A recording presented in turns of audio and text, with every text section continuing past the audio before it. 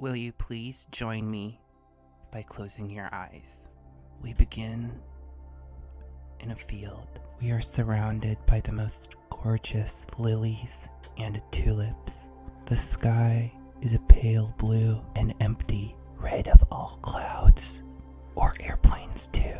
What's that? A cold breeze drifts through our hair. It whistles in the wind. Whistle, whistle, whistle. You bend over, you pick a tulip from the ground. You begin very slowly and sensually swallowing the leaves. As you return to your vertical stance, you walk towards a big forest. It is cold and beautiful.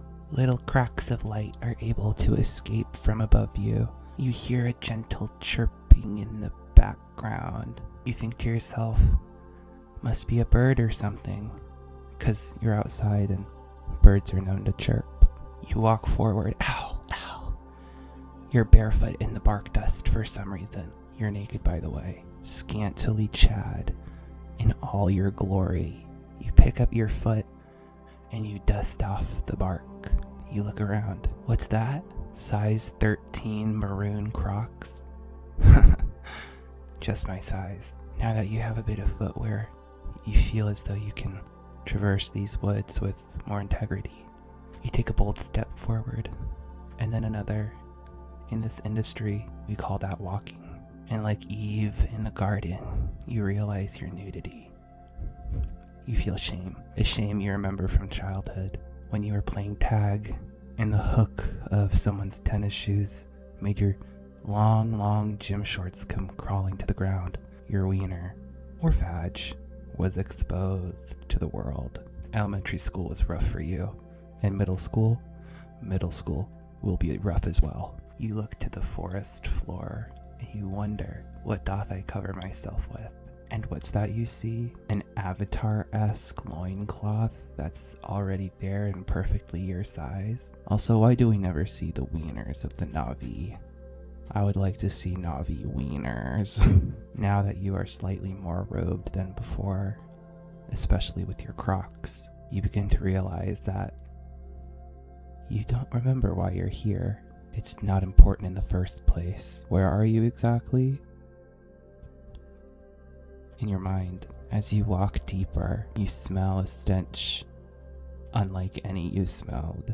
Unless you have before smelled the smell of a skunk, because this is a skunk. A beautiful little skunk with large cartoon blue eyes like that movie Bambi. He looks at you.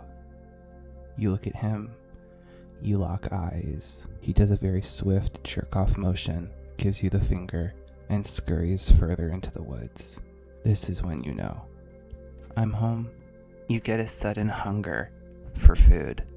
A hungriness that is required of human people. So you journey towards the large bushes with freckles of red that you assume to be little cherries. And what do you find when you stumble upon the bush? That's right, red Sour Patch Kids. You do what any sane person would do. You start sucking off the sour dust and then leaving the children there. Sour children. Sour children. As you're sucking that sour dust off, you hear whimpering.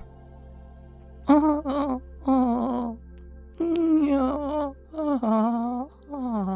think to yourself, oh my god, did I step on a worm that can talk or something? But you notice movement in the bushes. You part the leaves of the bush and see a very small, weird, disgruntled looking man. He's got a big white beard and he is wearing gauchos. There are tears in his eyes and you feel pity for him. You offer him a sucked Sour Patch Kid and he takes it, bites the head off, and then throws away the rest of the body. You offer him your hand.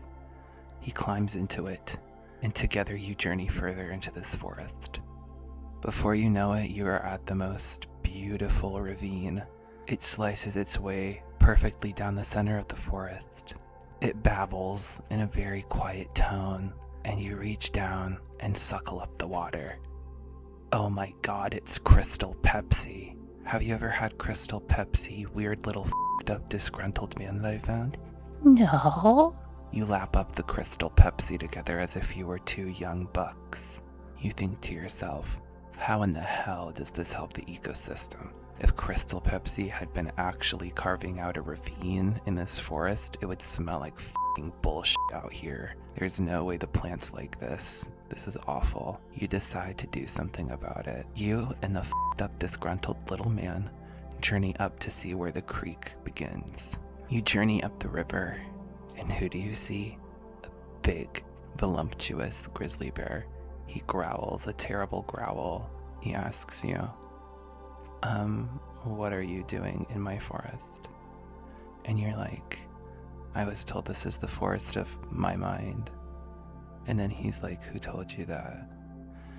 And then you're like, I'm not even quite, I don't even know. To be honest, I think I just like made that up in my mind. Then the grizzly bear's like, dude, I'm literally king of the forest, and I need you to get your sorry bottom out of here. And also, who's that fucked up little man? And you're like, I don't know, I didn't ask. And then the grizzly bear is like, so you just like saw a really fucked up, disgruntled little man in some bushes, and you decided to like take him with you wherever you were going.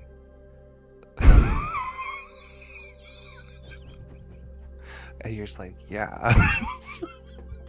I'm like crying, laughing at myself. This is ridiculous. And then you say, well, yeah, I just sort of assumed he was some part of myself I had to grapple with, you know, like maybe some part of me that I wasn't respecting as much as I should have. And then the grizzly bear is like, hey, little disgruntled, f***ed up looking man, are you okay with this?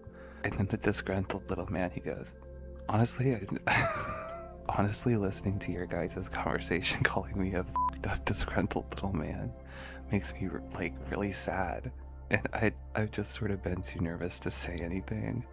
I was crying in that bush because that bush was my home, and I was watching like a sad show. And then this guy like ripped open the walls of my home and offered his two hands to me. And I was just sort of in like a really weird position because I felt like this thing is huge and it looks like he's offering me some sort of escape.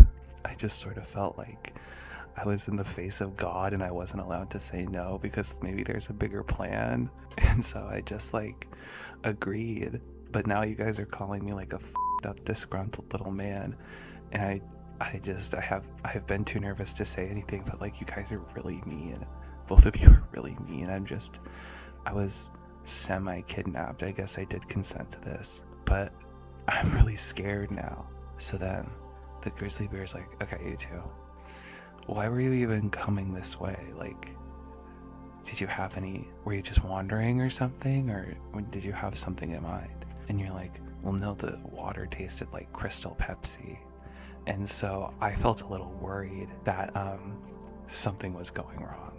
And then the fucked up little man is like, well, I didn't think it tasted like Crystal Pepsi.